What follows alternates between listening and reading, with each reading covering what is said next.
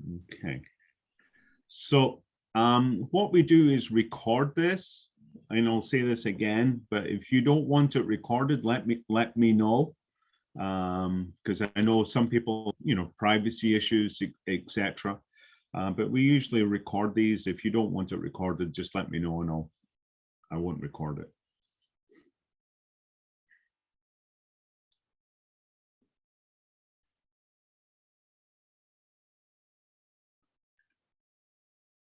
There we go.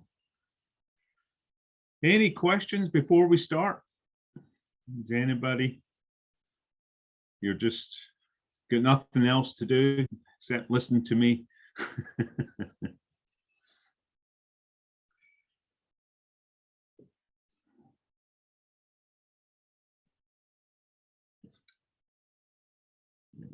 we go.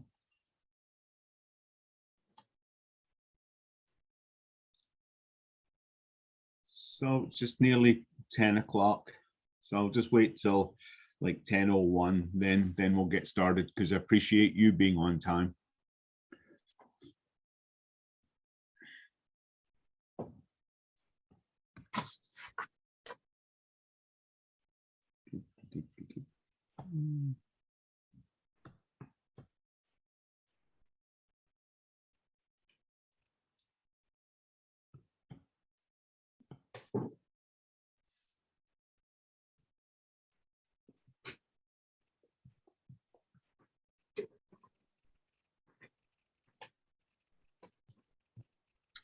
Okay, well, the way I see it is 10 o'clock on the computer, so I usually like to start on time, so I'm going to do that. Welcome everybody. Thank you very much for attending. My name is David Wingates, and as I stated just before, we'll be recording this. If you have any questions, please don't hesitate to enter them into the chat room, because Kristen will be here listening and looking at the chat. If there's any chat questions, she can forward them to me, or I can talk to you, after this presentation. So what we're doing here today is just talking about wills and trusts. Tomorrow at the same time, we're going to be talking about more asset protection. We'll probably go into more depth in the irrevocable trusts, but we'll just touch on them today. Okay. So why are we all here? Normally is, what we want to do is try and protect ourselves, whether it's yourself, your spouse, your children, from either like the nursing home, losing all your money. Sometimes we have, children or grandchildren with special needs. Sometimes we have children with problem with drugs, alcohol, whatever.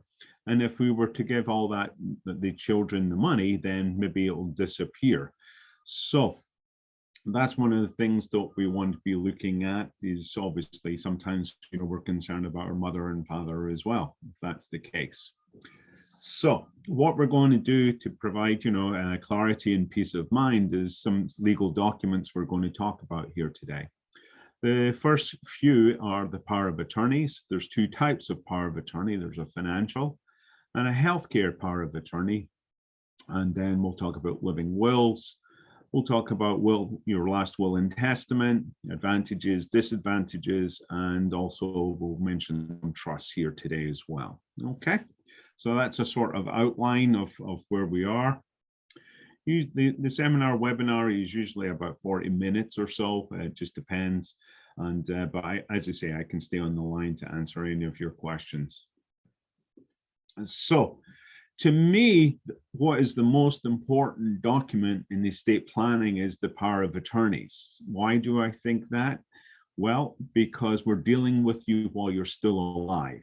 Okay, usually your last will and testaments or trusts are dealing with you once you're gone. So the power of attorney to me is the most important. As I mentioned, there's two types of power of attorney, financial and medical. So what is a power of attorney? Well, basically what it is like if I got sick, I'm going to appoint, say, my spouse, who's, I've designated as my power of attorney, to act for me when I cannot act for myself. Okay, so it's sort of, the legal term is I'm the principal and I also authorize my agent to act on my behalf. So that's basically what it is. It's a written document. Because the problem is, if you don't have, the power of attorneys, then even though you might be married or have children or whatever, nobody can act for you. So obviously, if it's joint accounts, you can access the joint accounts. But if I have an IRA, 401k, or a house, or what car, just solely in my name, even though I'm married to my spouse, she cannot access those accounts. And then, therefore, to access those accounts, you have to go through the court system and go through a guardianship, and that can cost 10, 20, 30,000 bucks. And then you have court oversight. You have a person with a black robe on sitting, making decisions for me. And I certainly don't want a judge making decisions for me. I want to delegate someone to make those decisions for me. So that's why it's really important that we do this to avoid a guardianship. So as I said, there's two types of power of attorney, the financial and healthcare. Sorry. Basically, the financial power of attorney is basically saying, if I'm incapacitated, my wife who is my power of attorney, is then going to step in my shoes to act for me. So if I've got dementia or I'm in an accident or, I just, for some reason, I'm really sick and I can't manage my affairs, she's going to, as I say, step in my shoes to make any and all decisions. She can talk to the bank, she can talk to financial advisors, she can write checks, she can basically do anything that I can do. Now, it's very important once you get these power of attorneys, to get them out to the financial institutions. So if you have a power of attorney, financial power of attorney, make sure the bank's got a copy of it, or a financial advisor, or if it's your spouse, make sure, or your children, or the power of attorneys, or whoever is the power of attorney, make sure they have copies of it. Because God forbid that you get sick, then it's already in the system, okay? So for most people, with the power of attorney, who's going to be your agent? For most people, they do their spouse, okay? If you don't have a spouse, it's usually, some children. Now, it doesn't have to be your spouse. Obviously, you've got to be able to trust this person to be able to perform. Sometimes we find that, our spouse has maybe got a little bit of dementia or a lot of dementia. You don't want them making decisions. Likewise with, and so then maybe you might want to place your son or your daughter. But, if they've been through bankruptcy, foreclosure, I've got 50 million children, they're real busy, you might not want to use them anyway, as well. You can really use anybody as long as they're competent. So that sort of rules me out. So I can't be your power of attorney, okay? You can also use, financial people, your accountants, whoever you do. Obviously, if you use accountants or people like that, they're going to charge you. But sometimes if that's all you have, then you've just got to make sure that you're protected, okay? So that's the financial power of attorney. Obviously, we always want a couple of backups, as we say, so it's my spouse, my kids, or brother, sister, aunt, uncle, or whatever. Not that we're trying to kill everybody off, but just in case, because like me and my spouse could be in an accident or something. So we want an alternate there. So that's basically the financial power of attorney. To me, it's really important. If you are the power of attorney for someone, always make sure you sign your name POA. Okay, this is a really important thing, especially if you're placing mom, dad, brother, sister, husband, wife, someone in a nursing home or going to a doctor's or whatever. Especially with the nursing home contract, because what sometimes they try and do is get you to sign as the guarantor. And what I mean by that is, so if that person does not pay, since you're the guarantor, they can come after you. So, if that person's in there in the nursing home for 6 months at 12 grand a month, that's 72,000. If they can't pay it, then the nursing home will come after you for the 72,000 if you've signed as the guarantor. Okay. And you'll say, well, that won't happen. Unfortunately, it does, unfortunately.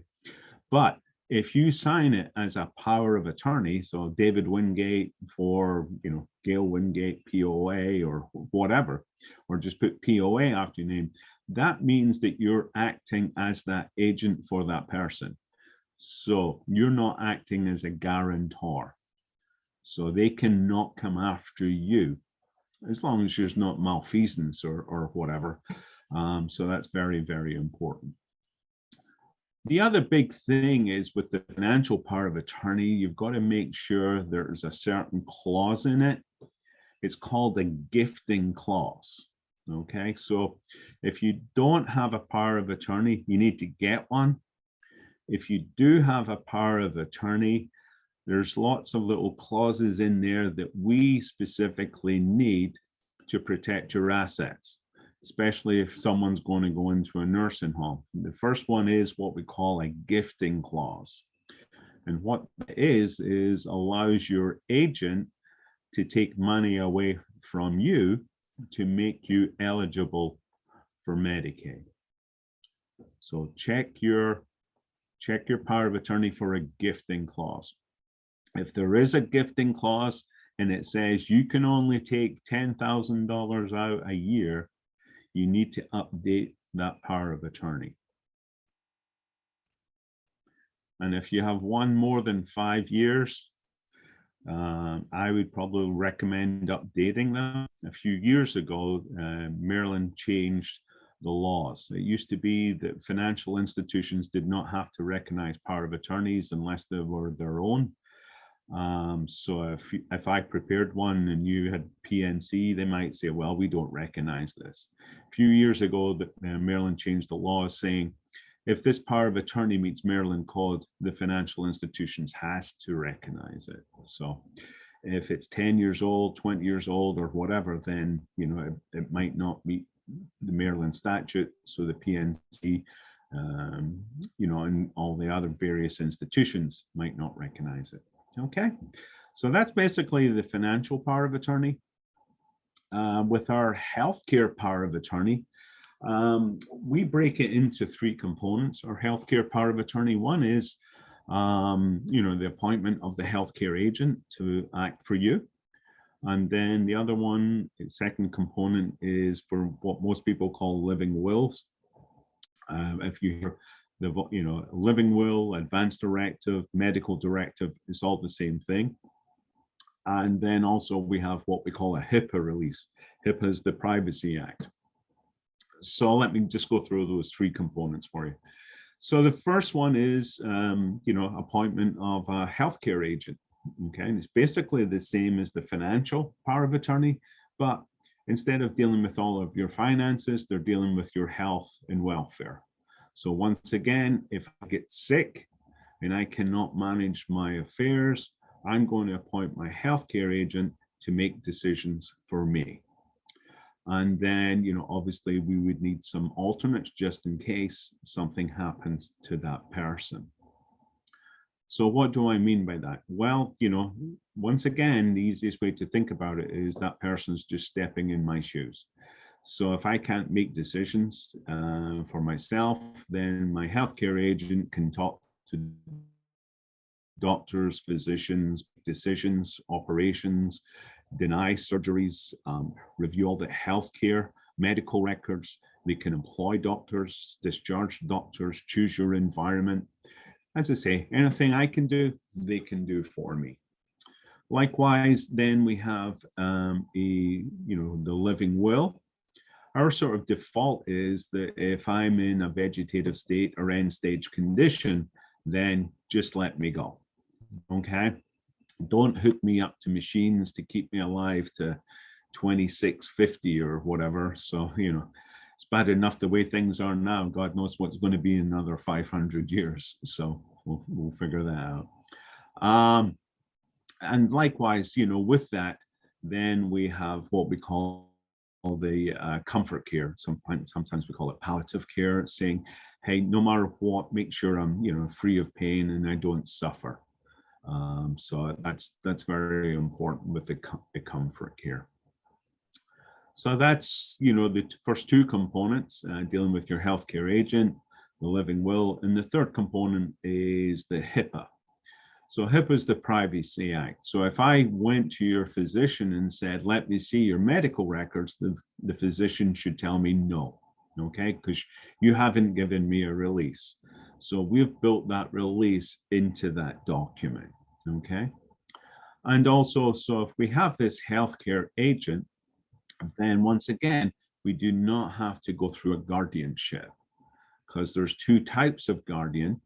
One's guardian of the person that is dealing with all your financial issues. So if you have a financial power of attorney, you don't need that guardianship. And then with your medical issues, your health and welfare, we have guardian of the person. So once again, if you have a healthcare power of attorney, you do not need to go through a guardianship. You don't have to pay that 20 or 30,000 bucks. And it's this, it's really important, especially for the healthcare, because there's certain drugs, certain actions that sometimes you have to go to court to ask a judge to get done. And how responsive the court is, sometimes they're responsive, sometimes they're not. And you've got some judge who's listening to criminal and divorces. That's mostly what they do. And then someone's trying to give you some sort of special therapy that they don't understand. In trying to explain that to them, it could be a nightmare. So those are your power of attorneys. When you're alive, those documents are alive with you. When you die, these power of attorneys die with you, okay? So when you die, the financial and healthcare power of attorney is no longer up and running. And then that's when you're sort of moving into your last will and testament and trusts, okay? So basically, what is a last will and testament? Well, I had a client who said, who's going to get my stuff once I die? I said, well, that's pretty accurate, yeah. But we like to say it a little bit more, professionally. So your last will and testament is written instructions on how your property is distributed upon your demise. Okay, so that's a little bit fancier than who's going to get my stuff once you die. So with the last will and testament, that's it. That you're going to appoint what we call a personal representative, an executor, to manage your estate. Okay, so when you die, someone who you appoint, we call them personal representatives, will go down to the courthouse, go to the Register of Wills with your original will and death certificate, and open up an estate. So they will be appointed the personal representative who you appoint in the will. And if you think about it, they're like little managers. They're a manager of a company. So they're going to follow your wishes and desires to make sure your wishes and desires are carried out. And going through with the last will and testament, as I say, you go through the probate. So, the personal representative has to jump through certain hoops. They've got to do, accountings, reports, list of interested persons, inventory reports, etc. And with the will, it usually takes about, a year for it to go through, to then eventually get signed off by the Register of Wills. And they sign it off, and then the distribution can go ahead. So, for some people, it's fine, but excuse me, I'm sorry. But for some people, we want to avoid this probate, because depending, if you do it yourself, it's not that bad, it's not that complicated. But once you start, I'm sorry, my wife must be getting another gift from that Alexa. It's coming through. So sorry, I couldn't understand, but I may have a few recommendations. Okay. There's a skill called random bind. Alexa, would off. You like to try it? Off. I'm so sorry. everybody's always listening these days. I've lost my train of thought. So we're going through the will, and then where was I? The personal representative, going through the estate. So then if you hire attorneys, it can be very, very expensive. Okay, so you sometimes want to avoid, and going through the will. There's advantages and disadvantages. The will is very, kind of a simple document. It's relatively cheap. The disadvantage is that you go through probate. It's not really affecting you because you're usually gone, but it might be affecting your spouse or your children or your grandchildren, because they might have to wait a certain amount of time. What passes through your last will and testament is anything that you own just solely in your name. Okay. So if me and my wife, we have a house, a checking and savings, and it's all joint. So if I die, everything goes to her because it's a joint account.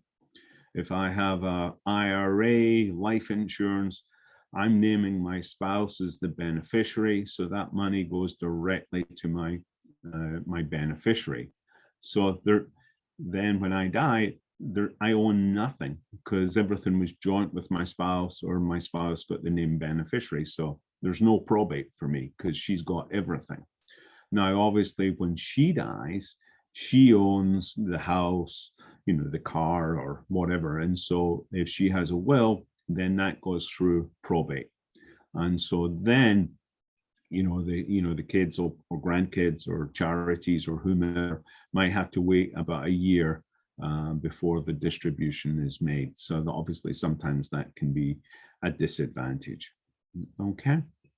So, and sometimes, depending on your age, if you have minor children, within the last will and testament, you can say who you want to be the guardian of your child. Okay. And so then the court takes, a lot of credence into that way. So if there's people fighting over your children or whomever, the court's going to take into consideration. So you might want to add that into your last will and testament. Or if you have children and they have children, your grandchildren, it's very important, especially when the grandchildren are minors, that so you don't have grandmas fighting over the kids or uncles and everybody. Okay, so that's basically the will. As I say, it's a simple document. The advantage is that you go through a probate. So how do we think about going through a probate? We'll talk about that in a little bit. But one of the big things I want to mention to you is that most people have what we call I love you wills. So I love you will is if I die, I'm going to give everything to my spouse. If my spouse dies, she's going to give everything to me. And if we both die or predeceased, then it goes to the kids. That's usually what we, for most standards, I love you wills. However, let's say my wife is in the nursing home and she's on Medicaid, and I own checking account, savings, the house, and I have a I love you will, and I die. So what happens to all of those assets? They all go to my spouse. So then all of a sudden, my spouse is kicked off of Medicaid and they have to spend all of that money down to below $2,500 because then she gets back on Medicaid again. And so what we want to do is do a will, change our wills to I love you, but, okay? So I love you, but, that's what I call it. And so what we want to do is that we might have to give a certain amount to our spouse, called a spousal share, but we want to try and minimize that as much as we possibly can. And then, so, let's say, a few $1,000s goes to my spouse, but, then we can reallocate those funds in such a way. But then the other greater percentage of my estate would either go into a trust for her benefit, or it could go to the children, okay? It wouldn't go to the nursing home. So it's saying, I love you, but I don't want to give all my money to the nursing home.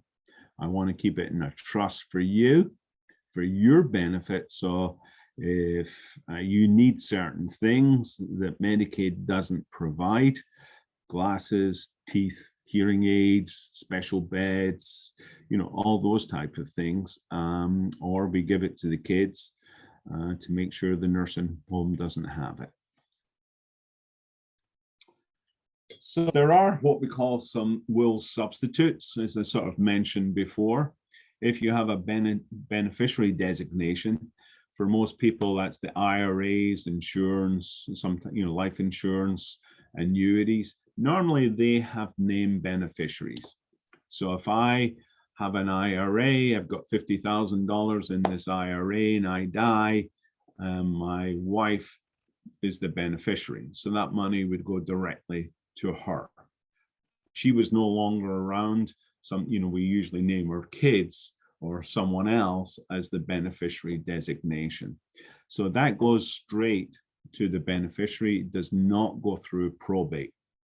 Now, sometimes we might talk about in the trust, sometimes we can make the beneficiary designation the trust, because if we've got problematic children or problematic grandchildren or whatever, or given them all the IRAs and all the life insurance, and if they've got problems with drugs, alcohol, spendthrifts, then they're going to spend it over a weekend or whatever. However, then what we can do is we can make the trust the beneficiary, so that money would go into the trust, and then the trust would then dole the money out as whatever you say in the trust. Johnny, you only get $50 a week for the rest of your life, or whatever you're going to have to do. So sometimes we make the trust the beneficiary, but for most people, you're naming your spouse, your kids, brothers, sisters, grandchildren, whatever. There's also transfer of death or payable on death.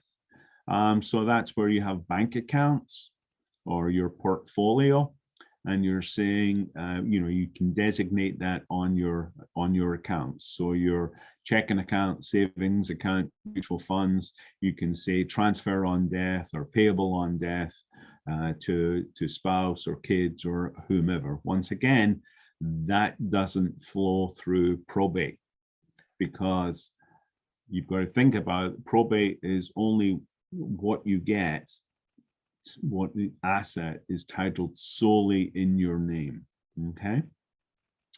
And then the same thing with real estate, because if you're married, you own for most people, they own the property as joint tenants, so once again, if I die, and then it goes to my wife. If my wife dies, it goes to me. It won't have to go through probate. You've got to be careful with what we call joint tenancy versus tenants in common.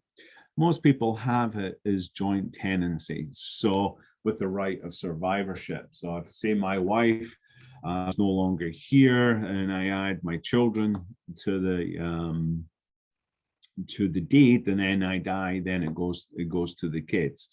There's issues with that. We'll talk about that in a couple of minutes. The other one is what we call tenancy in common, and this is problematic sometimes. So let's say that it's just not a joint survivorship. So I've got 3 kids.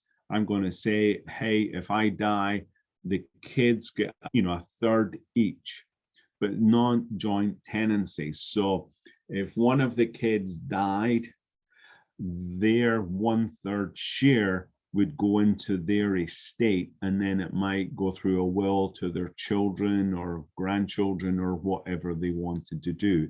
It doesn't go to the survivor, the 2 remaining survivors. Okay, so sometimes that can cause problems. An example of that is my mother-in-law. I think she had a 75th share in a building down in DC. because it started off with the, I think there was 3 brothers, and then they died, and it went to their families, and it was sort of went down to, so she ended up getting a 75th share of whatever, and that was just a nightmare trying to get 75 people to agree on selling the building. So I'm not a great fan of tenancy in common. So as we were talking about, there was will substitutes. It's essential to know who your beneficiaries are. I'll tell you why this is because sometimes people get divorced and they don't change their insurance beneficiary. And so former spouse all of a sudden gets $100,000, okay? So all of a sudden your former spouse really loves you again because they've got $100,000. Likewise, sometimes people have died as your beneficiaries. And if you've got no beneficiaries, then it's going to go into your estate. So I always say, review your designation of beneficiaries on a regular basis, because life happens, there's death, divorce, and illness. So just do that. As we mentioned, there was, we were talking about a lot of people come into our office and say, hey, why don't I transfer the house over to the children? Okay. I don't really like that. I prefer putting it into a trust because you're still in control. Because if you put it, in the kid's name, then what happens if the kid is in an auto accident? Okay. What happens if there's a disability? What happens if your kid ends up going into a nursing home? So then all of a sudden, there's liens against your property. So you're trying to then move down to North Carolina or Florida or whatever, and then all of a sudden, or you're trying to sort of downsize from your large house to a condo or whatever, and there's liens against that property, you got to pay off those liens. And that's not your fault, it's your kid's fault, because they've went to foreclosure or bankruptcy, they got divorced.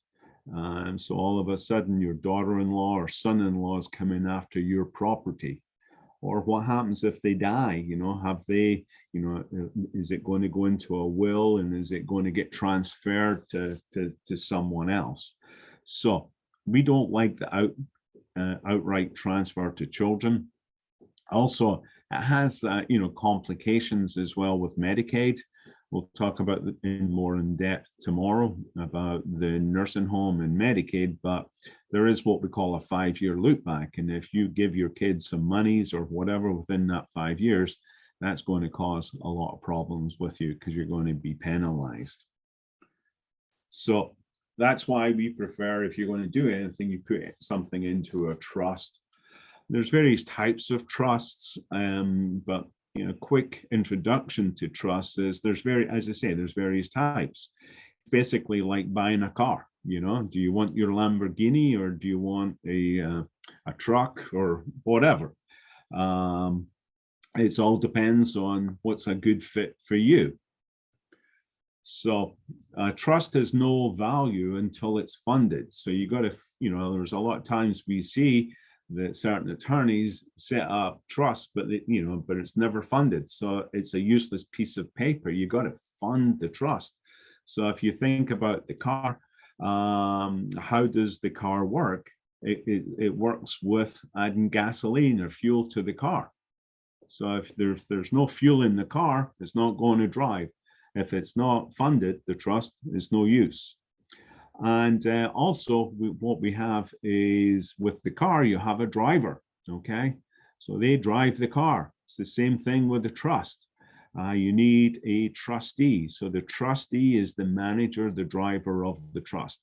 I don't know if I've tried this. I don't know if it works and makes it easier for you to understand, but that's my little analogy, okay, about trusts, okay? So, what is the framework for understanding trust? What type of trust do you need? Is it a trust just to avoid probate? That's where we were talking about revocable trusts. is that some trusts to try and protect your assets from the nursing home. Well, once again, that becomes the irrevocable trust. Sometimes there's trusts regarding, tax consequences.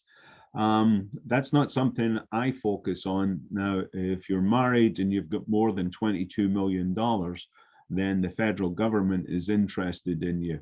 So if you've got more than $22 million, well, congratulations, but I'll send you to someone else because I don't know where the offshore banking in Bermuda or Jamaica is or whatever it is.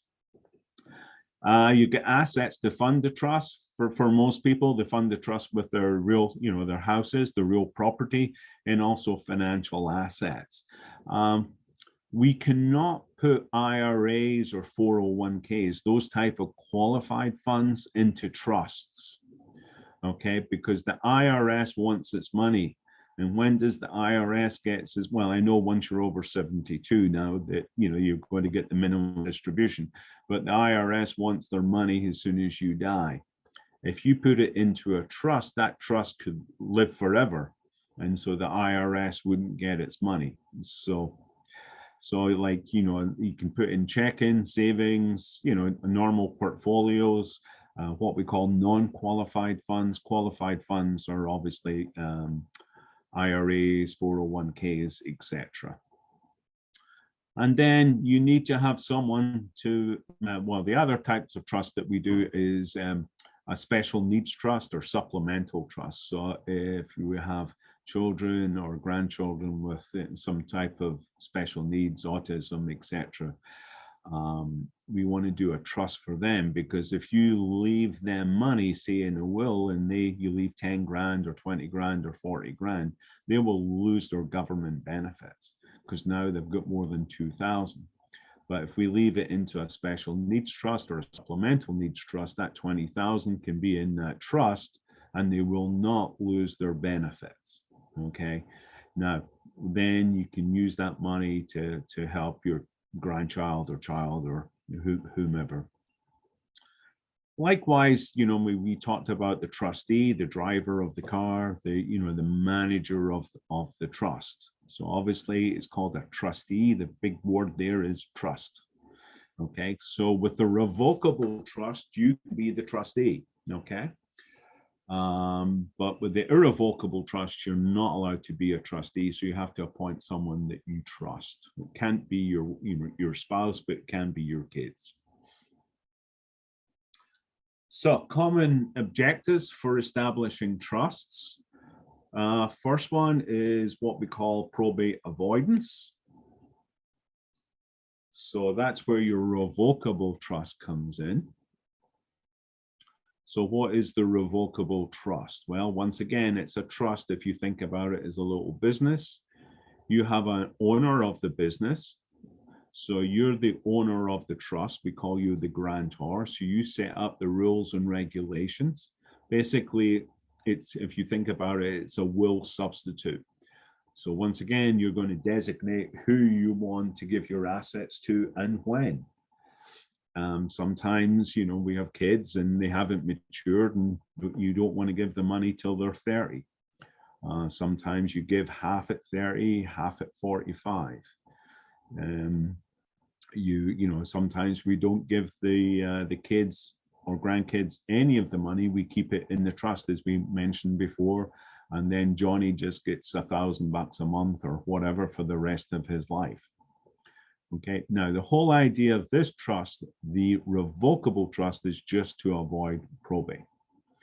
So when I die, all my assets are either inside of the trust or named beneficiaries payable on death. So when I die, I own nothing. So I've got nothing to probate. And then everything from the trust can be distributed as quickly as possible. And we don't have to go through this estate, waiting for a year's inventories, accountings, court approval, etc. Or we can still retain the money depending on what your designations are, and just, then the trustee continues to then give out the money as they see fit. So with the revocable trust, all it does is to avoid probate. That's it. Doesn't protect your assets from the nursing home. That's where for long-term care asset protection, one of the strategies that we do is what we call our pre-crisis planning is setting up an irrevocable trust. The irrevocable trust is very similar to the revocable trust. Once again, you have the owner of the trust, you have a trustee, and you have a beneficiary. So with the revocable trust, you are the owner. It's the same thing with the irrevocable trust. You're the owner. Once again, you can put in what you believe is the best for your assets, who's going to get it, when and why, and all that type of good stuff. The big difference between the revocable trust and the irrevocable trust is that you or your spouse cannot be the trustee. With a revocable trust, you can be the trustee. Irrevocable trust, you cannot be the trustee. Likewise, with a revocable trust, you're the beneficiary of the trust. You can put money in, take money out, hence the word revocable. You can change it, modify it, do whatever you want to do. Okay. With the irrevocable trust, you are not the trustee and you're not the beneficiary. So once you place assets inside of that trust, you lose control of them. That means you cannot get at them. Okay. If you cannot get at them, neither can the nursing home. And that's what you're trying to do with this irrevocable trust, trying to protect your assets. Now, I'm not trying to be funny, but if you have no assets, you don't need an irrevocable trust. Okay. There was a woman who came into our office and she had $40,000 and you wanted to do an irrevocable trust. And I says, I'm not doing it for you because that's just ridiculous, because you need that money, for day to day. A lot of my clients, what we're doing is placing the house into the irrevocable trust. And then depending on how much money you have, you might be keeping it in the revocable trust, or even putting some more. Let's say that you have a house with, say, $500,000 or, whatever. And then you put the house into the irrevocable trust and you keep the other assets outside. Now, let's say you have $1 million plus the house goes in and say, well, let's take $500,000 and put that into the irrevocable trust and leave the other 500,000 and, the revocable trust. It just depends. Depends on your income, depends on your risk. Sometimes people say, hell no, I don't want to put anything in. I want to be able to control my money and my assets. Okay. And I'm not here to break your fingers to force you. I'm just here to, give you my advice. Now, let's say that you have a house and it's in the irrevocable trust and you decide to downsize. You can sell that house. But it's not really you, it'd be your trustee. So if that's one of your children, they can sell the house. So now inside of the irrevocable trust, there's a $500,000 home. And now you sell it, you buy a $250,000 condo, and now you get $250,000 cash in the trust that you can invest in stocks, bonds, and everything. Okay. So that's where, we are. Well, once again, with the irrevocable trust, we'll talk about it a little bit more tomorrow. Controlled gifting, we've sort of touched on that. If we have problematic children or grandchildren, say your grandchildren or great-grandchildren or 9, 12, or 15, obviously we don't want to give them money upon your demise, because how many game boxes or cars can they buy? So you might want to say they're not going to get their money until they're 25 or 30. As we said, like if Johnny has problems with drugs, alcohol, then we're only going to give him $1,000 a month or whatever. or we don't like our brother, our son-in-law or daughter-in-law, we can just keep that money inside of the trust. So if you die, that money, it doesn't go to your son to go to, and he dies and then it goes to your daughter-in-law and you're turning around in the grave.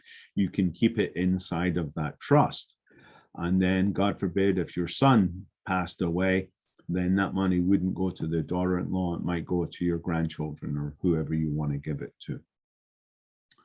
As I talked about, one of the common objectives is if you get a lot of money, over 22 million, you want to try and protect that from federal estate tax.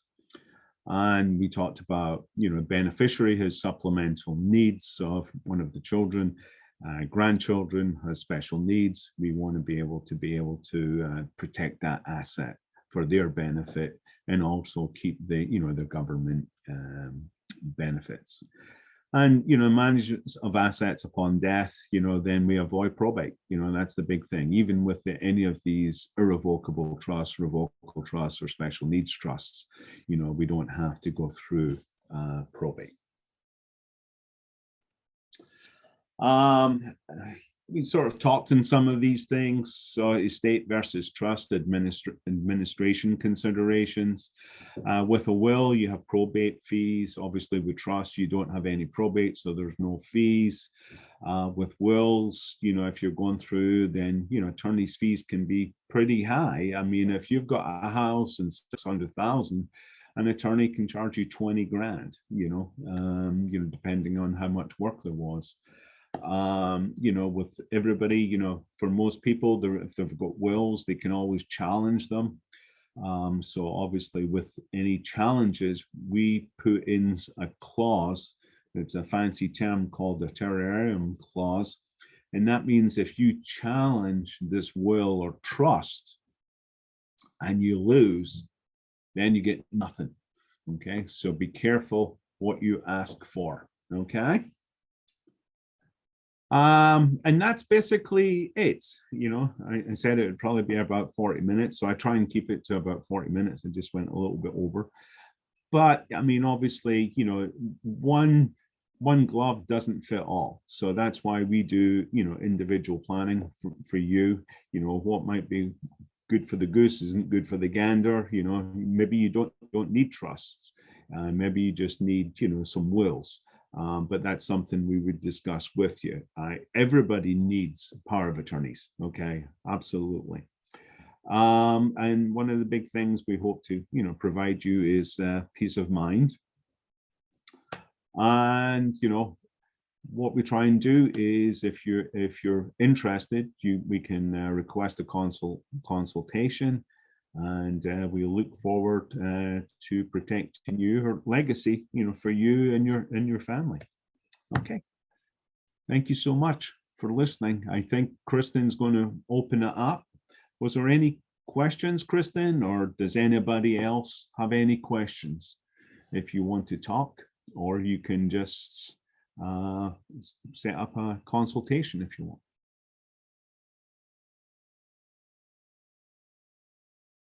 Or are you all asleep? We're blocked.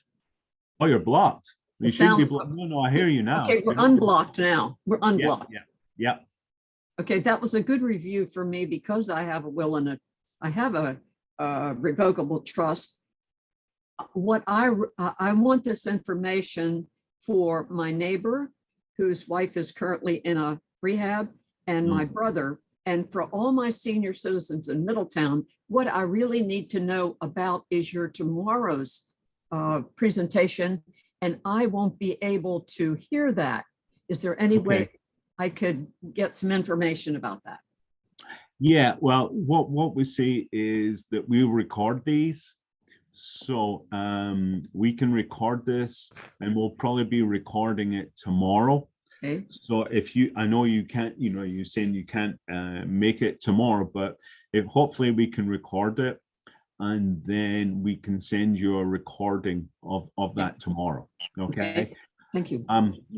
Tomorrow we're more focusing on is how to protect your assets from the nursing home. That's the thing. So you know, we sort of break it down to pre-crisis, and the pre-crisis is setting up trusts and all that type of stuff. And our crisis planning is, oh my God, my loved one's going into a nursing home tomorrow or already in a nursing home. What can we do to protect all our assets so it doesn't go to the nursing home? Unless you want to give it all to the nursing home, then, you know, that's up to you. What the heck is $15,000 a month? You know, I'm sure we all can afford that. Okay. Any other questions? Thank you. No, you're very welcome. Okay. Well, if there's no questions, thank you so much for attending this. We look forward to hearing from you. And as I say, if there's any questions you have, I know sometimes people don't want to speak in hyperboles over everybody, and you want to give our office a call, you certainly can. Or if I'm seeing you tomorrow, hopefully to see you tomorrow. If not, Merry Christmas, Happy Holidays, and be safe, everybody. Well, it's a difficult time at this moment in time. Okay, take care. Thank you so much. Bye. Thank you. Thank you. Oh, you're very welcome. Take care.